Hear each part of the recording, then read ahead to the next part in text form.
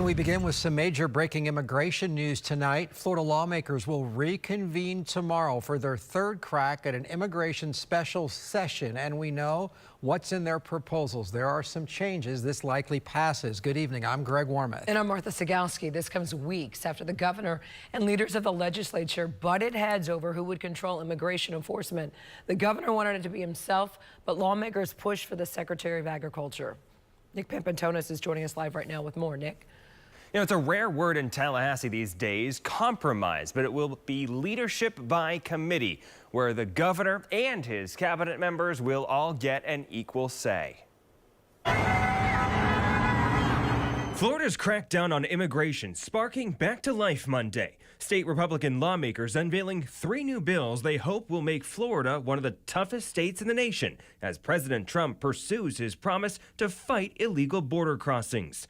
Last month, the fight became bogged down over who would be the face of the new effort as DeSantis battled waning influence to kick off his lame duck period. Obviously, the Commissioner of Agriculture, and given how people have come and worked illegally in that industry, is like the fox guarding the hen house. The newest bills come as Republicans realized they didn't have the votes to skirt around the governor and his allies, and so the bills create a state board of immigration enforcement made up of the governor and his 3 cabinet members, plus an advisory council of police chiefs and sheriffs. The bills deny undocumented immigrants driver's licenses and nullify licenses handed out by other states, implements mandatory maximum penalties, including the death sentence, and denial of bail for undocumented immigrants who commit crimes, and leases out vacant beds in county jails to immigration and customs enforcement. The bills also make it a felony to help an undocumented immigrant vote and fines local officials who refuse to play along with the new state board. Finally, and perhaps most notably, the bill gets rid of in-state tuition rates for undocumented immigrants and cancels current waivers as of July 1st. The governor quickly taking a victory lap after lawmakers filed the bills. If they're able to pass the proposals as presented now, they can expect my strong support. Now is the time for us to get this done. We've been talking about this issue for years and years and years.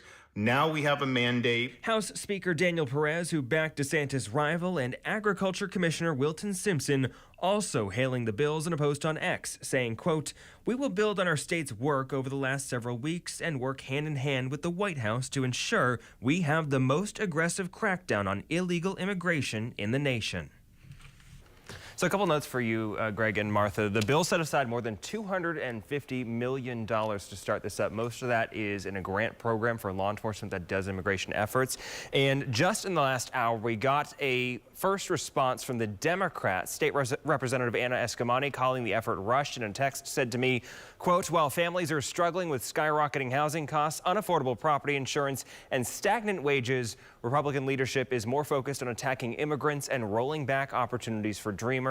This is not how we should be governing." If you remember, Greg, and you were up there in Tallahassee, the Democrats briefly thought they got the keys to the kingdom with the Republican infighting, thinking they might be able to broker something and most importantly to them, seemingly save those in-state tuition waivers. Yeah, they thought they would get the veto override. Now that is not going to happen. All right, interesting. And Anna Escamani will be there. You talk with her. She's actually driving right now. This all broke tonight at, I would say, about 7 o'clock this evening, maybe 7:30. Thank you, Nick. And once again, as Nick mentioned, I was in Tallahassee, and I'm heading back for this major piece of legislation that could change the landscape of Florida, maybe forever.